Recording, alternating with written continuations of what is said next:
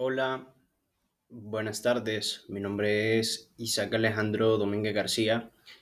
Soy alumno de la clase de Derecho Romano y el día de hoy quiero compartir con ustedes el tema acerca de los contratos y los cuasicontratos en el derecho romano, tomando como base el libro de Marta I. Duarte y Román Iglesia González, específicamente las páginas 169 a la 176 para los contratos y de la 198 a la 199 para los cuasicontratos. Este tema, aunque suene técnico, es muy interesante porque nos permite ver cómo los romanos logran estructurar relaciones jurídicas entre personas de una manera que todavía no tienen que tienen, perdón, un eco en nuestro sistema legal actual. Y es impresionante pensar que hace tantos siglos ya existían conceptos y normas que siguen siendo base del derecho moderno. Comenzaré hablando de los contratos en el derecho romano y luego pasaré a los cuasicontratos, que aunque suenan parecidos, tienen diferencias clave. En el derecho romano, el contrato era un acuerdo entre dos o más personas que producía consecuencias jurídicas, es decir, que generaba obligaciones que eran reconocidas y protegidas por el derecho, pero no cualquier acuerdo era un contrato. Los romanos fueron muy estrictos en definir cuáles acuerdos tenían efectos legales y cuáles no.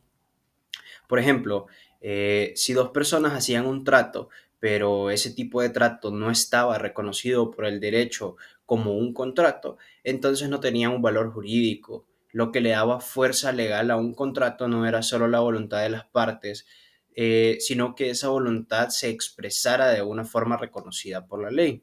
Ahora bien, ¿cuáles eran los elementos esenciales del contrato en Roma? Estas eran cinco. Primero están los sujetos, es decir, las personas que intervenían en el contrato, quienes debían tener una capacidad jurídica. Segundo, el consentimiento, que es el acuerdo libre de las voluntades. Esto era fundamental porque si una de las partes no estaba de acuerdo o si hubo coacción o error grave, el contrato podía ser inválido. Como tercero tenemos el objeto del contrato, que debía ser lícito y posible. Por ejemplo, no se podía contratar algo que fuera ilegal o que simplemente no existiera.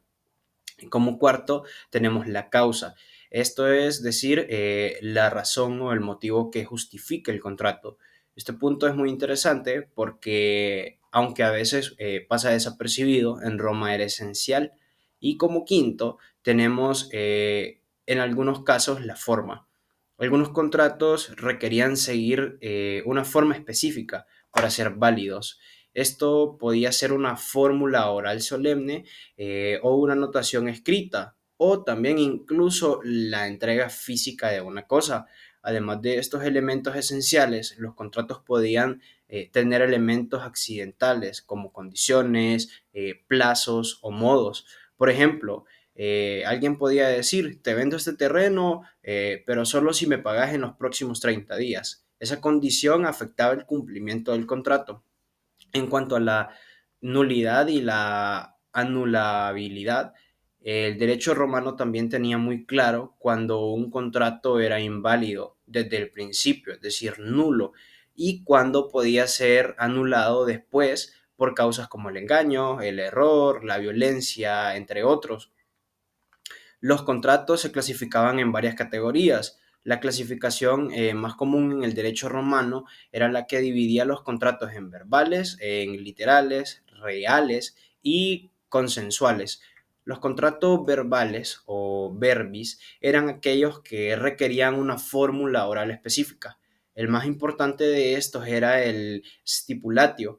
Este contrato se realizaba mediante una pregunta y una respuesta. Por ejemplo, ¿prometes pagarme 100 denarios? Y la otra parte respondía, prometo. Esta fórmula tenía que ser en latín y debía seguir una estructura específica. Si no se hacía así, el contrato no era válido. Después tenemos los contratos literales o literis, que se hacían por medio de inscripciones en libros contables. Estos eran muy usados por comerciantes que anotaban deudas y créditos en registros. A diferencia de la stipulatio, este contrato era escrito, pero igualmente era formal. Luego están los contratos reales. Estos eran llamados así porque requerían la entrega de una cosa. Por ejemplo, si yo te presto dinero, no basta con que digamos te lo presto, sino que debo entregártelo. Ahí nace la obligación. Entre estos contratos está el mutuo, es decir, el préstamo del consumo, y está el comodato, que es el préstamo de uso, el depósito y la prenda. Por último, los más modernos para su tiempo eran los contratos consensuales. Estos eran los más flexibles, ya que solo requerían el acuerdo de voluntades, sin necesidad de formalidades ni entrega de cosas. Aquí encontramos contratos como la compraventa, el arrendamiento, el mandato y la sociedad.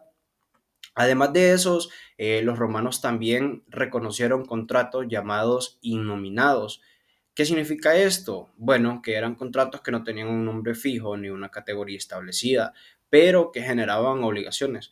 Se trataba de acuerdos donde una persona hacía algo por otra con la expectativa de recibir algo a cambio. Aunque no eran típicos, el derecho los protegía porque respondían a una lógica de justicia y de buena fe. Y hablando de la buena fe, es importante recalcar que muchos contratos romanos se basaban en ella. Este era como un principio fundamental, ya que si una persona actuaba de mala fe podía perder su derecho a exigir el cumplimiento del contrato.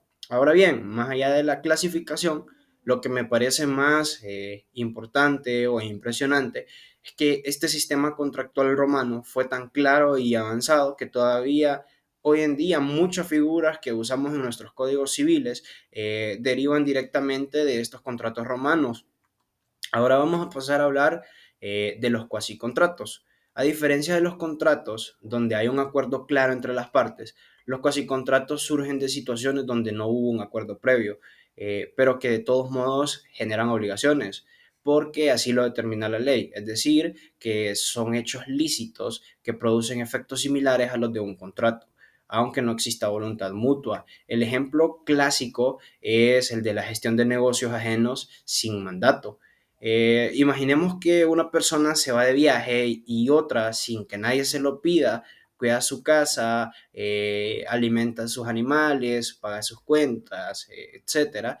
Esa persona no tenía obligación de hacerlo, pero como lo hizo de buena fe, el dueño de la casa debería de reembolsarle los gastos y de reconocer su esfuerzo. A esto se le llama negotiorium gestio. Otro ejemplo es la del pago de lo no debido. Si yo por error le pago una deuda que ya estaba saldada o le pago, por ejemplo, algo que nunca le debí, tengo el derecho a que me lo devuelva porque no hubo un contrato entre nosotros. Pero la ley considera que existe una obligación de restituir porque hubo un enriquecimiento indebido, perdón. También tenemos el caso de la comunidad de bienes sin acuerdo, donde dos o más personas terminan compartiendo la propiedad de una cosa sin haberlo pactado expresamente, pero por circunstancias de hecho. Por ejemplo, si varios herederos reciben un bien sin haber acordado cómo se va a repartir, existe entre ellos una obligación de administrarlo de una manera justa. Estos cuasi contratos muestran que el derecho romano no solo regulaba lo que las personas querían hacer, sino también lo que debían hacer en cuanto a sus actos, aunque bien intencionados o accidentales, afectaban a los derechos de otros. Como conclusión, tenemos que los contratos y los cuasicontratos fueron pilares esenciales en el derecho romano, mientras que los contratos se basaban en el consentimiento entre partes y requerían ciertos elementos formales. Los cuasicontratos nacían de situaciones donde no existía ese consentimiento, pero la justicia requería que se produjera una obligación. Ambas figuras muestran el alto nivel de desarrollo jurídico de Roma, que supo reconocer no solo por las personas que pactaban, sino también lo que debían cumplir por razones éticas, sociales o legales. Gracias al estudio de estos temas, no solo entendemos mejor el pasado, sino que también el presente de nuestras leyes, porque muchas de las reglas que nos rigen hoy son herencia directa de estos principios romanos. Muchísimas gracias por su atención y espero que esta explicación haya sido clara, interesante y útil para comprender mejor el tema de los contratos y los cuasicontratos en el derecho romano.